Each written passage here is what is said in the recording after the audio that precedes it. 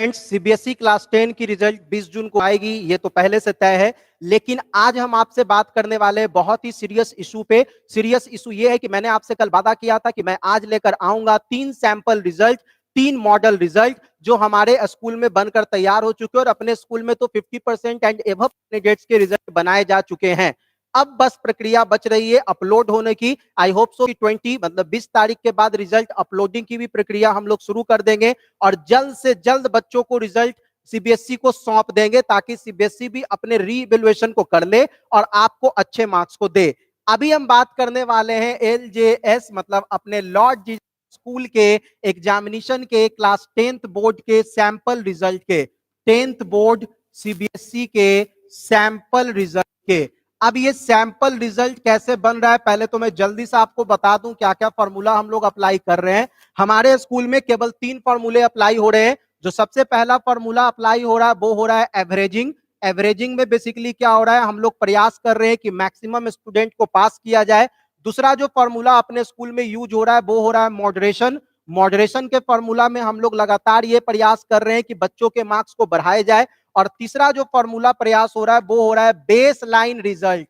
Base line result क्या होता है इस पे भी हम चर्चा करेंगे, और कैसे रिजल्ट बन रहा है उस पे भी हम चर्चा करेंगे। पूरे के पूरे 10th सीबीएसई बोर्ड के सैंपल रिजल्ट पे हम चर्चा करेंगे। बस आप अंत तक बने रहिए हमारे चैनल के साथ, और हम आपको बता रहे हैं कैसे सैंपल रिजल्ट बनाए जा रहे हैं, बेस लाइन रिजल्ट कैसे बन रहे हैं। मैं जल्दी से पहले आपको एक पूरा का पूरा परफॉर्मा बना के दिखा देता हूं, कैसे हमारे स्कूल का ये पूरा का पूरा प्रोसीड्यूर काम कर रहा है रिजल्ट बनाने का। आप देखो बेसिकली क्या है कि हम लोग के स्कूल में 5 सब्जेक्ट वाले ही बच्चे ज्यादा हैं, एडिशनल सब्जेक्ट के बच्चे कम हैं। तब भी मैं एडिशनल सब्जेक्ट के बच्चों के भी रिजल्ट को बता देता हूं कैसे अपने स्कूल में बनाया जा रहा है, ताकि आपको कोई दिक्कत ना हो कुछ भी चीजों को समझने में। आप देखो मैंने एक एक रिजल्ट लिया है, इसी पे मैं सैंपल करूंगा बहुत सारे रिजल्ट को। मैंने क्या लिया है, मान लीजिए कि जो अपना पहला पेपर है वो पहला पेपर मान लेते हैं कि साइंस का है, दूसरा पेपर जो है वो एसएसटी का है, तीसरा पेपर जो मैंने ले लेना है वो मैथ्स का ले लेना है, चौथा पेपर जो हमारा है वो संस्कृत और हिंदी का पेपर है, पांचवा पेपर जो हमने ले लिया है वो पांचवा पेपर जो हमारा है वो बन जाता है यहां से देखा जाए तो इंग्लिश का, और एक पेपर है आपका ऑप्शनल का, और यहां पे हम बात करेंगे हर चीज में फाइनल का।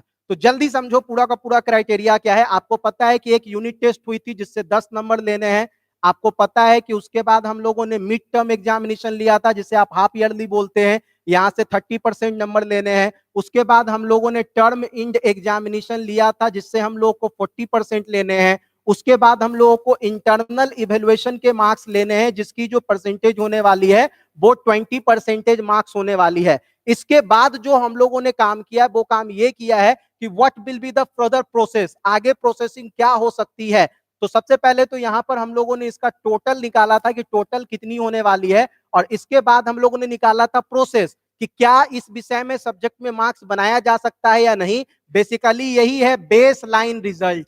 बेस लाइन रिजल्ट में हम लोगों ने चर्चा किया था कि क्या इस विषय में मार्क्स बढ़ने की संभावना है या नहीं है, और यहाँ पे हम लोग निर्धारित कर रहे थे बच्चों का ग्रेड। तो देखो क्या है, मान लेते हैं किसी बच्चे को साइंस में यूनिट टेस्ट में 3 यूनिट टेस्ट हुई थी स्कूल में, किसी किसी स्कूल में यूनिट टेस्ट नहीं भी हुई होगी। मान लेते हैं जैसे मेरे स्कूल में 3 यूनिट टेस्ट हुआ है, तो उन 3 यूनिट टेस्ट में किसी बच्चे ने 20 में सबसे अधिक 18 नंबर लाए हैं। तो 10% जब उसका करेंगे तो वो कितना निकल जाने वाला है, अगर उसको 10 नंबर पे लाएंगे 20 नंबर को तो वो बन जाएगा 9 नंबर। इसी प्रकार देखा जाए तो मान लेते हैं यहाँ पर 8 है, यहाँ पर 8 है, यहाँ पर 8 है, और यहाँ पे इनको 10 नंबर है, ऑप्शनल में इनको 9 नंबर है। ठीक है, तो अभी क्या है, ये मैंने यूनिट टेस्ट का मार्क उनको दे दिया। मिड टर्म 40 मार्क्स का होता है, आप सभी को पता है, यहाँ से कैलकुलेट करके लेना था 30 मार्क्स। तो जब यहाँ से 30 मार्क्स को कैलकुलेट लेंगे, मतलब 30% जब कैलकुलेट करके ले रहे हैं, तो इस बच्चे को मान लेते हैं किसी में 28, 29, 26, 25, 26, यहां भी मान लेते हैं 22 आ जाता है।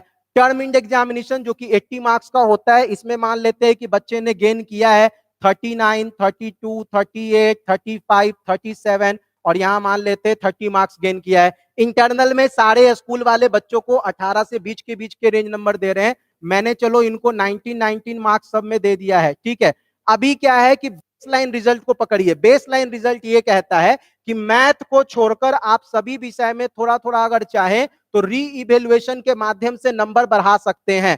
तो मैथ वाले जो बच्चे जिनका एग्जाम थोड़ा गड़बड़ हुआ है उनको ये चीज पछताना पड़ेगा। क्यों? क्योंकि मैथ और ऑप्शनल सब्जेक्ट में बेसलाइन का कोई फॉर्मूला काम नहीं कर रहा है, वहां आपको डायरेक्ट रिजल्ट बना के दिखाना पड़ेगा। ये चक्कर अभी चल चुकी है। अभी समझो क्या है, मान लेते हैं कि इस बच्चे ने सबको टोटल करो, यहां सबको टोटल करो, यहां सबको टोटल करो, जो भी नंबर आ गया, लेट सपोज कि इन सबको टोटल करने के बाद मेरे पास जो टोटल नंबर आ रहे हैं वो 400 आ रहे हैं, और यहाँ पे टोटल सब्जेक्ट कितने हैं, तो 5 मेन सब्जेक्ट होते हैं। तो यहाँ पे 400 बटा 500 गुना 100 कर लो, क्योंकि यही होता है परसेंटेज निकालने का criteria. Then you will got कि इस बच्चे ने कितना मार्क्स गेन किया है, 80% मार्क्स गेन किया। लेकिन जब ये बेस लाइन का फॉर्मूला लगेगा तो ये 80% मार्क्स इनहेंस हो जाएगा, और ये 80% मार्क्स 90% के मार्क्स के लमसम चला जा रहा है। मतलब 10 से 12% का क्रिएशन कर दे रहा है ये बेस लाइन मार्क्स।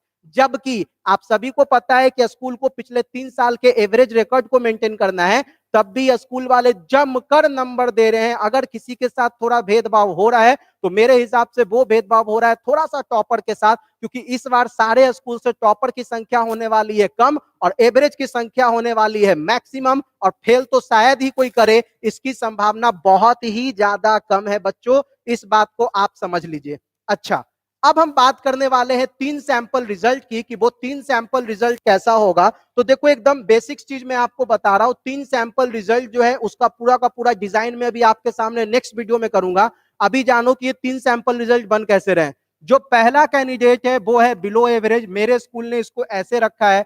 दूसरा कैंडिडेट है एवरेज, और जो तीसरा कैंडिडेट है वो है सुपर, मतलब कि ब्रिलियंट कैंडिडेट है। अभी देखो मेरे स्कूल में क्या किया गया है कि पिछले 3 साल का अगर ट्रैक रिकॉर्ड दिखा गया तो मेरे स्कूल का जो बेस्ट ट्रैक रिकॉर्ड है वो है 83%।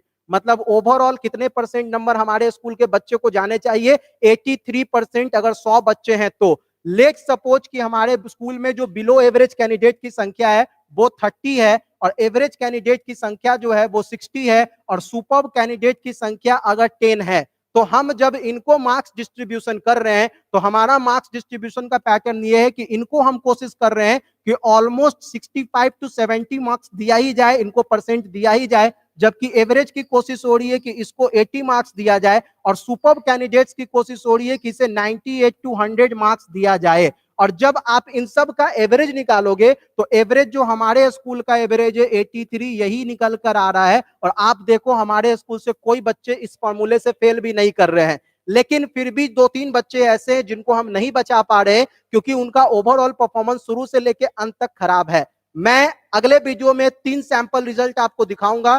फिलहाल अभी इतना ही। धन्यवाद। Thank you friends, thank you.